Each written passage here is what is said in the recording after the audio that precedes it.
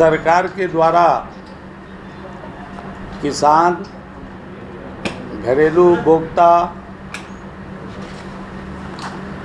गैर घरेलू उपभोक्ता, उद्योग, सभी वर्गों के बिजली पर 15% बढ़ोतरी के संबंध में ये सरकार जो पिछले अप्रैल महीने में इस बात का दावा की थी कि इस साल बिजली में कोई बढ़ोतरी नहीं कर रहा हूँ, मुख्यमंत्री जी ने दावा किया था। मुख्यमंत्री जी का दावा 3 महीने में ही अपने आप समाप्त हो गया, जब CSPDCL ने एक आदेश निकाल करके जून में 28 जून को निकाला और बाद में अभी 31/7 को एक आदेश निकाल करके आयोग को ये कहा कि आप 15.25% की बिजली बिल वृद्धि की जा रही है, जो सभी वर्गों पे लागू होगा, जिसमें 14.23% बढ़ा हुआ बिजली बिल में जुलाई पेड अगस्त से जोड़ा जाए और 1.02% को कैरी फॉरवर्ड करते हुए आगे ले जाया जाए। आखिर सरकार जो सामने वादा करती है कि बिजली बिल में हम बढ़ोतरी नहीं कर रहे, लेकिन पिछले तरीके से, पिछले दरवाजे से वे बिजली बिल बढ़ाती जाती है। अब इसका खेल कैसा होता है, ये आंकड़ों का खेल करते हैं। पहला खेल ये करते हैं कि ये बताते हैं कि जो विद्युत दर में हम बिजली खरीद रहे हैं, जिस रेट में, वो कम में खरीद रहे हैं, जबकि वास्तव में वो ज़्यादा में खरीदे रहते हैं। और जो डिफरेंस होता है वो हर महीने उसको समायोजित करते हैं।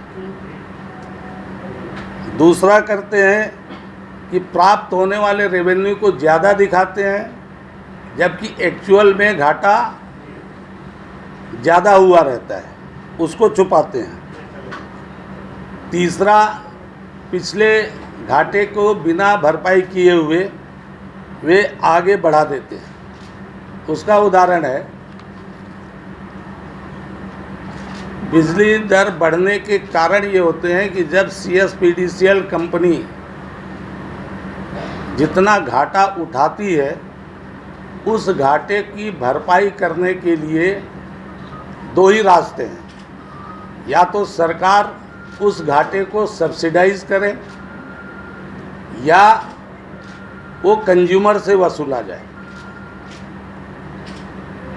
CSPDCL ने इस वर्ष 2528 करोड़ रुपए के घाटे का अनुमान लगाया गया है। ये अनुमान है। जिस 2528 करोड़ रुपए को इन्होंने इस बार नहीं दिया है, अर्थात ये 2528 करोड़ रुपया अगले साल के लिए ट्रांसफ़र हो गया। अभी जो 15.25% की वृद्धि है, ये वृद्धि अगले साल अगर 2528 रुपये के कैलकुलेट करें तो लगभग 13% के आसपास की वृद्धि और अगले साल करनी पड़ेगी, या आने वाली सरकार को विथ इंटरेस्ट जो 11-12% का होता है, उसके साथ जोड़ करके उसको सब्सिडाइज करेगा जो भी सरकार होगी। तो कुल मिलाकर के ये घाटे का खेल खेलते हैं और उस घाटे को छुपाते हैं।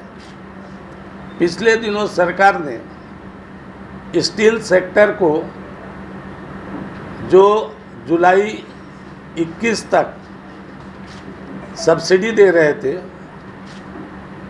अप्रैल तक दे रहे थे, 1 अगस्त से उन्होंने सब्सिडी देना बंद कर दिया।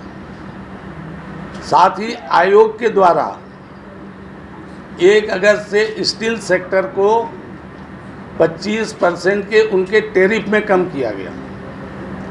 अब ये 25% का जो टैरिफ कम हुआ, लगभग 700-750 करोड़ रुपया पर ईयर CSPDCL पर इसका बोझ पड़ा। अब आप पूछोगे 700-750 करोड़ का फिर कहाँ से भरपाई हुआ?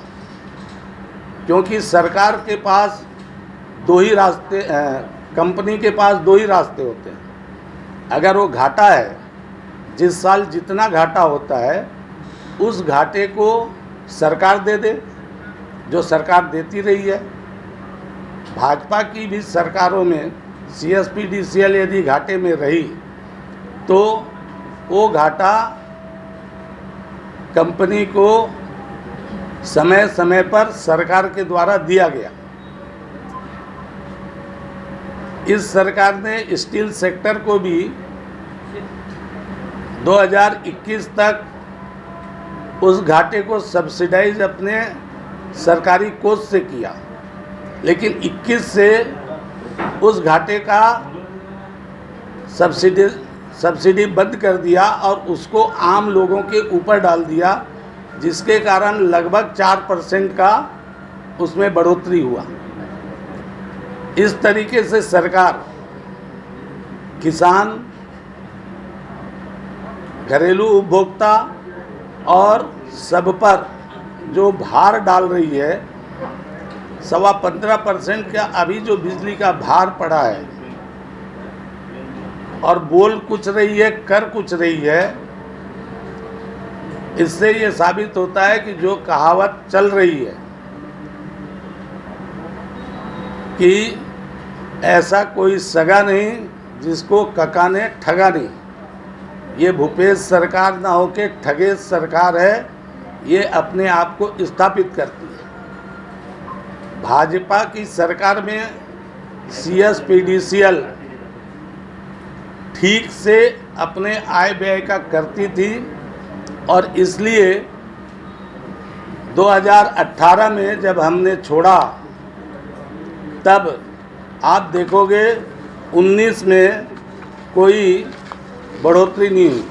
पिछली 2019-20 का जो टैरिफ तय हुआ था उसमें 5 से 10% की कमी हुई थी, क्योंकि CSPDCL का उस समय ठीक कंडीशन में दिया। 20-21 में कोई बढ़ोतरी नहीं हुई। 21-22 में इन्होंने लगभग 6.5% की बढ़ोतरी की।